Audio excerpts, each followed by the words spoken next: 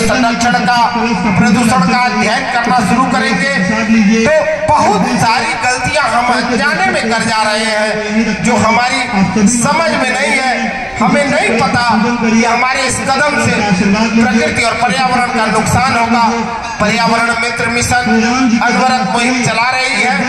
छोटे छोटे बिंदुओं को पकड़कर हम सब अर्थ आवर डे में शामिल होते हैं।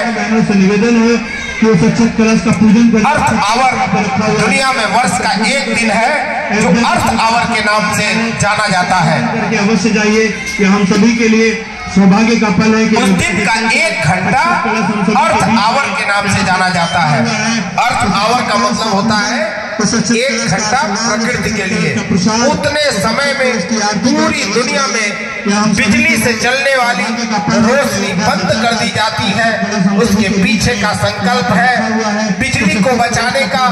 तो हमें ये लगता है कि अगर हमारे पास पैसा पर्याप्त खर्च करने के लिए है तो हम क्यों बिजली बचाएं? नहीं मित्रों, ऐसा नहीं है। कलश का प्रसाद और आपको जान के हैरत होगी दुनिया की 98% जो बिजली है वो कोयले से बनाई जाती है। 98% बिजली कोयले से।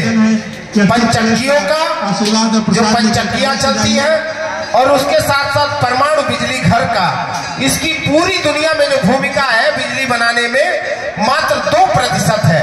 शेष 98% जो बिजली का निर्माण होता है।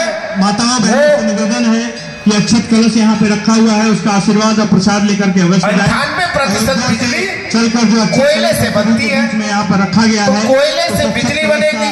आशीर्वाद बिजली की खपत अनवरत बढ़ती जा रही है। यानी बिजली की खपत को हम उद्योगों में नहीं घटा सकते क्योंकि विकास रुक जाएगा। हम घटा कहाँ सकते हैं? हम अपने घरेलू जीवन में बिजली की खपत को घटा सकते हैं। कैसे घटा सकते हैं? प्रतिदिन एक चीज का अगर हम संकल्प ले लें कि 1 यूनिट बिजली प्रतिदिन बचाएंगे तो हम बाथरूम से बाहर आते हैं। यहाँ पर रखा गया है, उस अक्षत कलश का पूजन अर्चन करिए। आप बल्ब बुझा दे, रात में अक्षत कलश कमरे का बल्ब बुझाकर सोए, बरामदे अथवा गलियारे का बल्ब बुझा दे। हो सके तो 60 वाट 100 वाट या एलईडी के बल्ब को हटाकर 0 वाट कर दे। यानी अगर हम इस बात के लिए संकल्पित हो जाए कि हम प्रतिदिन 1 यूनिट बिजली बचाएंगे, अगर हम केवल ऐसा करने लगे तो बिजली बचाए पर्यावरण बचाए की मुहिम सफल हो जाएगी। क्योंकि हमें पता नहीं है कि बिजली के बचाने से, बिजली के संरक्षण से कैसे पर्यावरण का संरक्षण होगा। अगर 1 यूनिट बिजली हम बचा ले तो 30 दिन में हम 30 यूनिट बिजली बचा सकते हैं और 12 महीने में यानी 1 वर्ष में 360 यूनिट बिजली बचा सकते हैं। अगर हम लोगों जैसे ही एक व्यक्ति बिजली को बचाने की दिशा में काम करने लगा इस सोच के साथ कि अगर हम बिजली बचाएंगे तो पर्यावरण बचाएंगे, प्रकृति बचाएंगे, प्रकृति को संरक्षित करेंगे, तो अगर हम इस बात के लिए संकल्पित हो और एक व्यक्ति 1 वर्ष में 360 यूनिट बिजली बचाने लगे तो एक शहर से करोड़ यूनिट बिजली बचत होनी शुरू हो जाएगी जो उद्योगों के लिए खपत होगी और उद्योगों के लिए बिजली का पुनः उत्पादन नहीं करना पड़ेगा।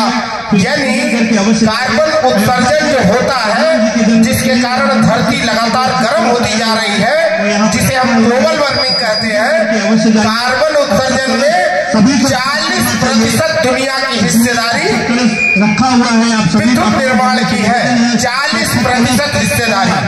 इसके साथ साथ को स्पर्श करिए, उसका पूजन करके अवश्य बिना सोचे विचारे आंधी चल पड़ी है। अक्षत कलश सब अपने घर में 2-2, 3-3, 4-4 गाड़ियां रखने लगे हैं। एक बार भी हम विचार नहीं करते कि इन गाड़ियों को हम कलश का आशीर्वाद लेकर के अवश्य जाइए। जितना इसका कम से कम प्रयोग करेंगे उतना ही कम से कम कार्बन जलेगा और उतनी ही कम ग्रीन हाउस गैसें उत्सर्जित होंगी जो आसमान में जाकर बहुत बड़े पैमाने पर जिसकी परत मोटी होती जा रही है। ग्रीन हाउस गैसें ही मुख्य रूप से ग्लोबल वार्मिंग के लिए जिम्मेदार है। धरती धरती को गर्म करने के लिए जिम्मेदार है। और धरती गर्म होगी तो कितने कितने भयावह दुष्परिणाम सामने आएंगे। धरती गर्म होगी तो सबसे बड़ा जो संकट और आ चुका है वो संकट दुनिया के सामने, जिसे हम क्लाइमेट चेंज के नाम से जानते हैं, यानी जलवायु परिवर्तन। जलवायु परिवर्तन एक भयावह खतरा है मानव सभ्यता के सामने, जो हमारे समक्ष जिसका पदार्पण हो चुका है। अब आप देखिए, बरसात पूरी गुजर जाती है, पानी नहीं बरसता, ये जलवायु परिवर्तन है। पानी या तो बहुत धीमे बरसेगा या तो बहुत तेज बरसेगा, ये भी जलवायु परिवर्तन है। गर्मी लगातार बढ़ती जा रही है, ये भी जलवायु परिवर्तन है। आप सभी बरसात, जाड़ा, ये सब असंतुलित हो गए, सब इम्बैलेंस हो गए। इनके संतुलन की आवश्यकता है, क्योंकि अब देखिए एक एक चीजों का जो नुकसान है वो एक एक हजार चीजों को तबाह कर रहा है। यानी जलवायु परिवर्तन हुआ तो अब दुनिया के सामने दो बड़े संकट खड़े हो गए, जो सुरसा के मुंह की तरह मुंह फैलाकर, मुंह बाकर और सबको अपने लपेटे में ले लेंगे। वो दो कौन सी समस्याएं हैं? एक तो खाद्यान्न का संकट, क्योंकि विज्ञान ने चाहे लाख प्रगति कर ली हो, लेकिन उसके बाद भी आज भी पूरे दुनिया की कृषि का जो बहुसंख्य हिस्सा है वो प्रकृति पर निर्भर है। अगर जाड़ा ठीक ठाक नहीं पड़ा तो गेहूं की फसल नहीं तैयार हो पाएगी।